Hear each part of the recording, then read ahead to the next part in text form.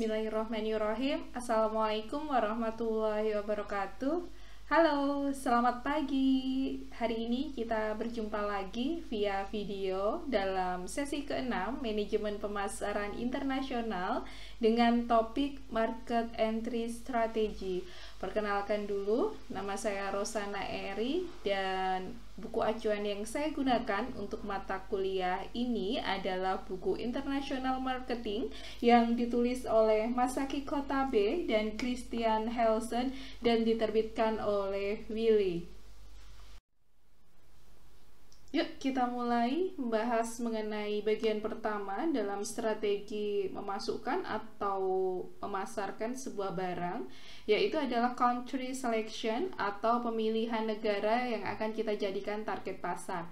Ada 4 tahapan ketika kita akan memilih negara sebagai target pasar kita.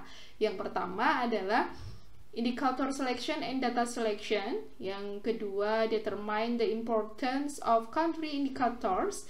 Yang ketiga, rate the countries in the pool on each indicator.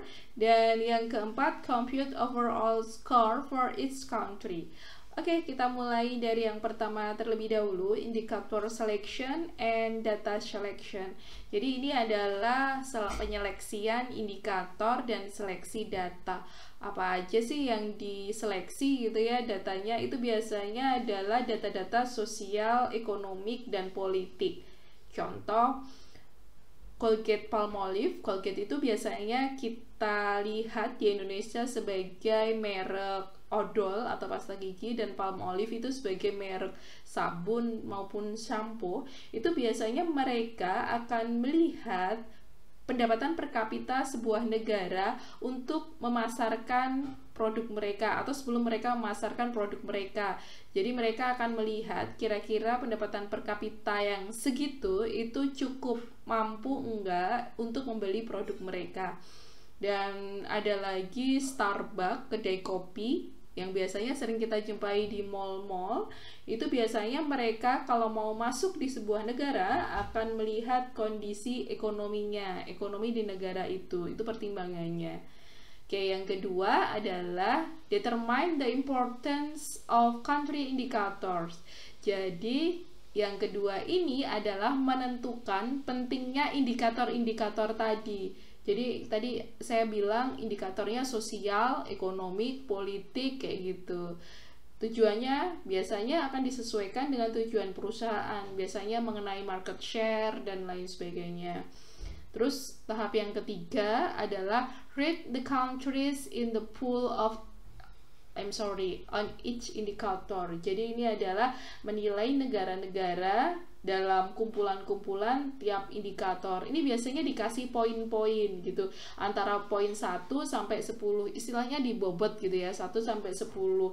1 itu nanti very unfavorable atau enggak banget gitu ya, sangat enggak banget. Yang nanti yang ke 10 itu very unfavorable, iya banget kayak gitu kalau bahasa Indonesianya atau bahasa gaulnya.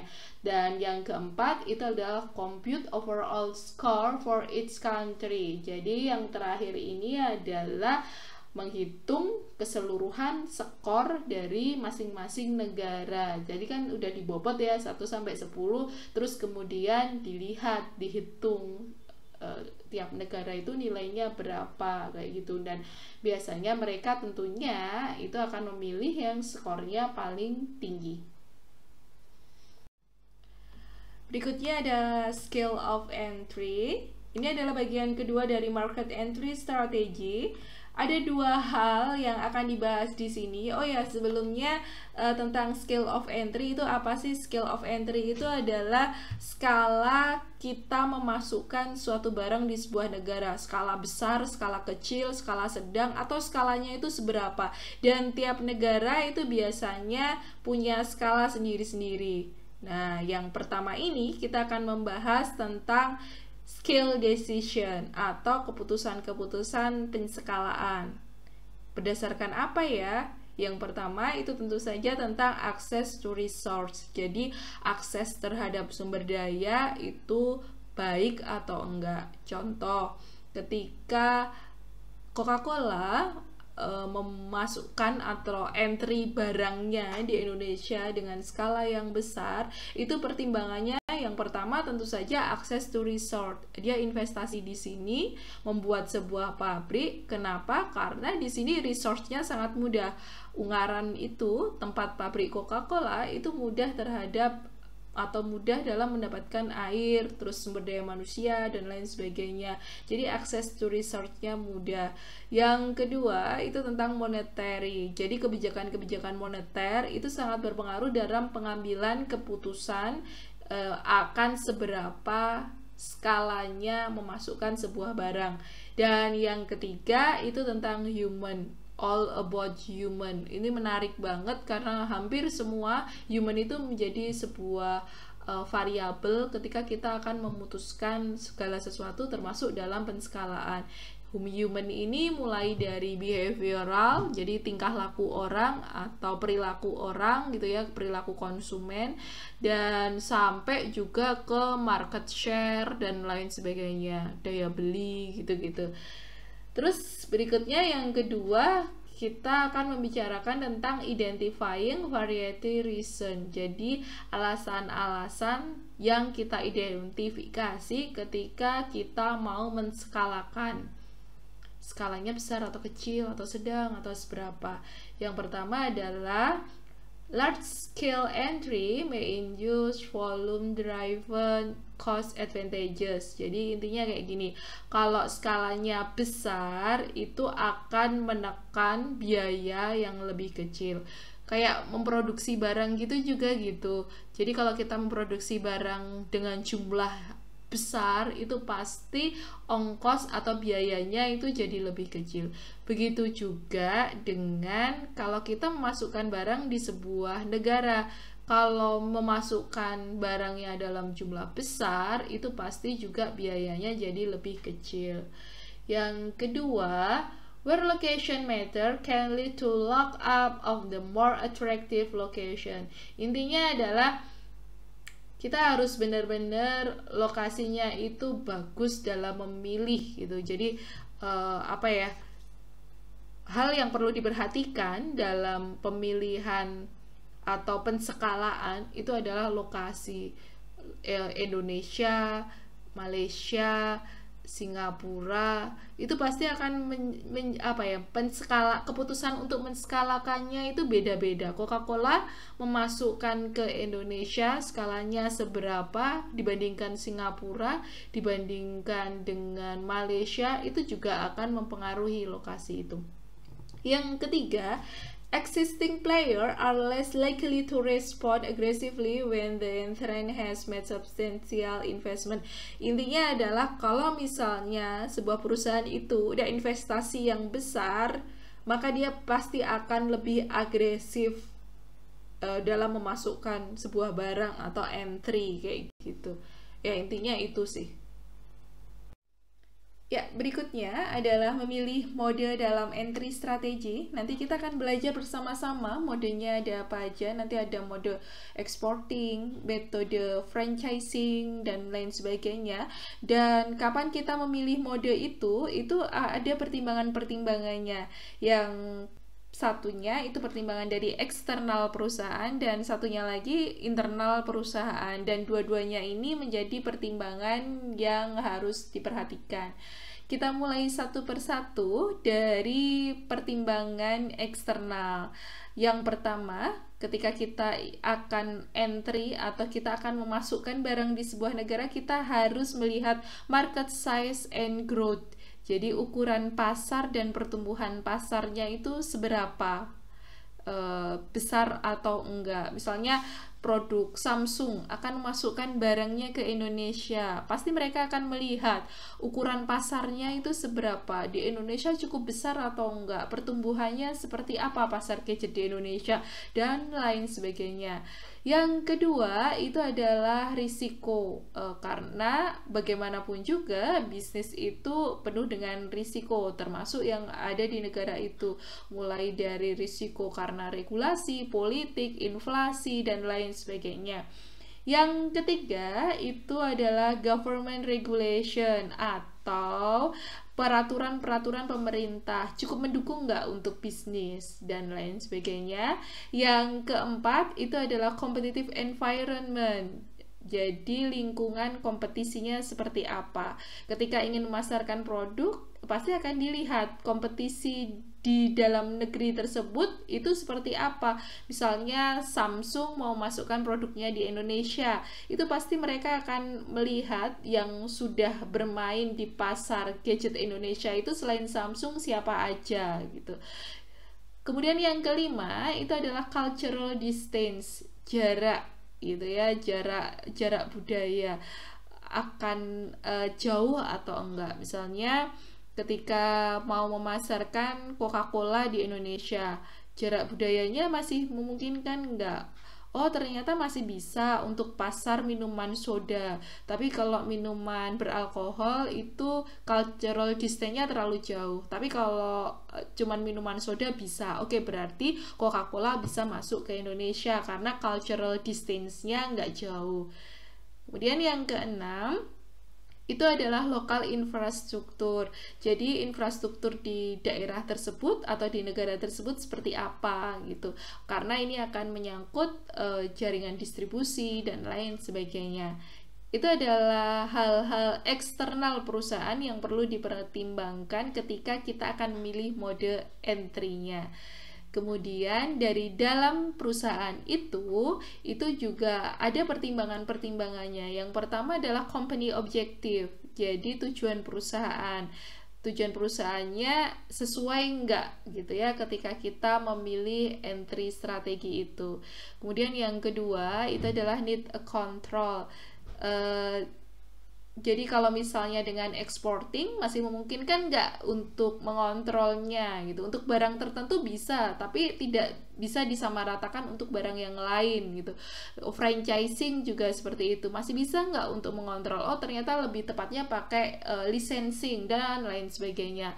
Yang ketiga itu adalah internal resource, asset, and capabilities. Jadi dari dalam perusahaan itu mempunyai sumber daya yang memadai atau enggak, mempunyai aset yang memadai atau enggak, dan juga tentunya kapabilitasnya dia sebagai perusahaan. Dan yang terakhir adalah fleksibilitas. Jadi dia lebih fleksibel atau enggak. Oke, kita ke slide selanjutnya. Tadi kita sudah belajar mengenai alasan atau reasoning gitu ya ketika kita akan memilih mode entry. Maka mode entry yang dipilih itu apa aja sih gitu ketika kita mau masukkan sebuah barang atau entry sebuah barang kayak gitu. Yang pertama kita bisa melakukannya dengan exporting, yang kedua bisa dengan licensing, dan yang ketiga bisa dengan franchising. Dan ini semua nanti akan kita pelajari dalam slide-slide selanjutnya. Oke, selanjutnya kita akan belajar mengenai exporting. Ada 3 macam exporting. Yang pertama adalah indirect exporting, yang kedua adalah cooperative exporting, dan yang ketiga adalah direct exporting. Mari kita bahas satu persatu. Jadi kalau indirect exporting ini itu adalah perusahaan nanti menggunakan perantara yang berbasis di pasar dalam negerinya untuk menangani ekspor. Contohnya, kalau misalnya ada perusahaan dari Jepang, perusahaan otomotif ingin memasarkan produknya di Indonesia, kemudian dia akan menggunakan perantara di Indonesia, dia akan mencari mitra di Indonesia untuk memasarkan produknya di Indonesia. Jadi dia menggunakan perantara yang ada di negeri tujuan. Itu adalah indirect exporting. Kemudian yang kedua adalah cooperative exporting. Cooperative exporting ini perusahaan mengadakan perjanjian dengan perusahaan lain, baik lokal ataupun asing, di mana mitra itu nanti akan menggunakan jaringan distribusinya untuk menjual barang ekspornya. Contoh, ada perusahaan otomotif juga, misalnya dari Jerman seperti itu, kemudian dia akan memasarkan produknya di Indonesia. Dia bisa bekerja sama atau mencari mitra perusahaan di Indonesia atau perusahaan asing selain Indonesia dan selain Jerman yang menjadi CEO-nya gitu ya, bisa Malaysia, bisa Inggris dan lain sebagainya, untuk menjadi mitranya, dan dia akan menggunakan jaringan distribusinya itu untuk menjual produk ekspornya. Jadi dia memanfaatkan jaringan distribusi dari mitranya. Kemudian yang ketiga itu adalah direct exporting. Jadi di sini perusahaan nanti akan membentuk organisasi ekspor sendiri dan mengandalkan perantara yang berbasis di pasar luar negeri. Contoh, ada perusahaan otomotif dari Jerman tadi gitu ya. Terus kemudian ingin memasarkan produknya di Indonesia, dia akan membuat kantor sendiri, jaringan distribusi sendiri di Indonesia untuk memasarkan produknya. Jadi dia nggak memakai mitra atau jaringan distribusi dari mitranya. Ya, slide berikutnya ini kita akan belajar tentang mode entry yang lain, yaitu adalah licensing.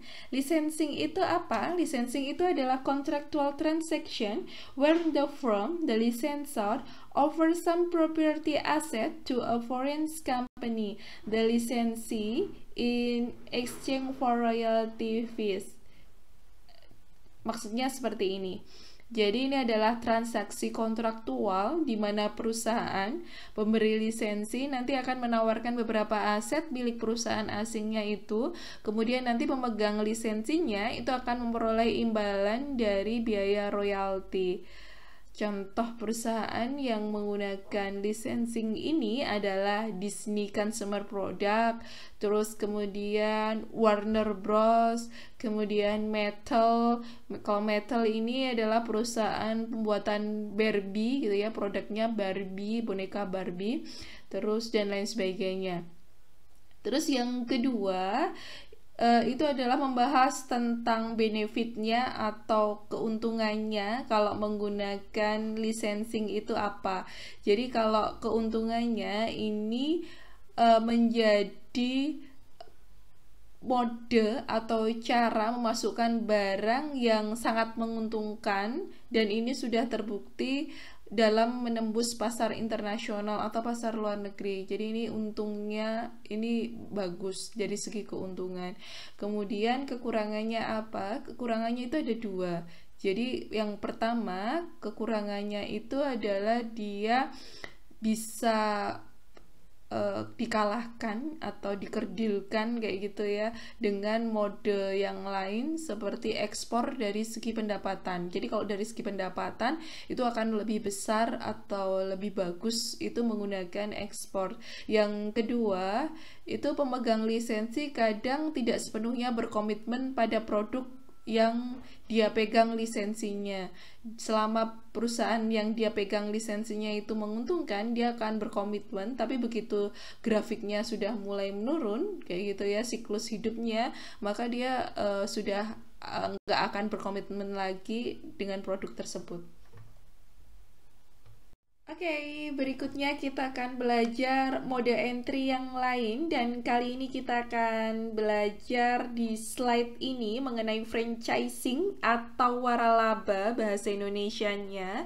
Secara definisi seperti ini waralaba.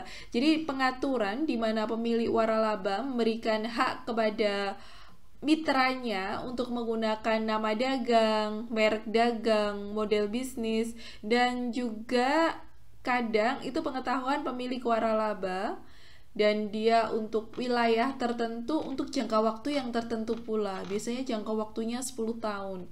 Perusahaan-perusahaan yang ada di Indonesia yang menerapkan sistem waralaba ini adalah contohnya KFC, McD atau McDonald, kemudian Pizza Hut, Burger King, dan lain sebagainya.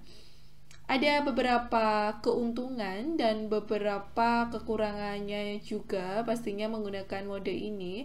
Kita belajar dulu mengenai manfaatnya atau keuntungannya. Keuntungannya adalah perusahaan yang menjadi pemilik waralaba itu bisa memanfaatkan formulasi bisnis yang bagus, yang unggul kayak gitu ya, dan dia bisa melakukan ekspansi ke luar negeri dengan investasi yang minimum. Jadi apa namanya, biaya yang dikeluarkan untuk ekspansi ke luar negeri itu lebih kecil dibandingkan mode-mode yang lain. Yang kedua, franchisor itu dapat memanfaatkan pengetahuan dari franchisee lokal untuk mengetahui pasar lokal. Jadi kita bisa memanfaatkan orang-orang di negerinya tujuan kita gitu ya untuk mengetahui pasar lokal itu kondisinya seperti apa. Dan berikutnya, selain keuntungan, pasti kita juga akan belajar tentang kekurangan. Kekurangannya adalah aliran pendapatan ke pemilik waralabanya itu lebih sedikit dibandingkan dengan mode-mode yang lainnya. Ya, tapi ini wajar sih karena tadi dia juga bisa ekspansi dengan biaya yang minimum dan dia tapi juga aliran pendapatannya juga minimum kalau dibandingkan dengan mode-mode yang lain. Ya, sampailah kita pada akhir slide manajemen pemasaran internasional yang keenam. Pesan saya seperti biasa, jangan lupa subscribe. Yang kedua, tinggalkan kelas _nama _nim di kolom komentar sebagai bentuk kehadiran Anda. Dan yang ketiga, silahkan bertanya di kolom komentar jika ada yang kurang jelas. Demikian dari saya, bila banyak kesalahan mohon maaf. Wassalamualaikum warahmatullahi wabarakatuh.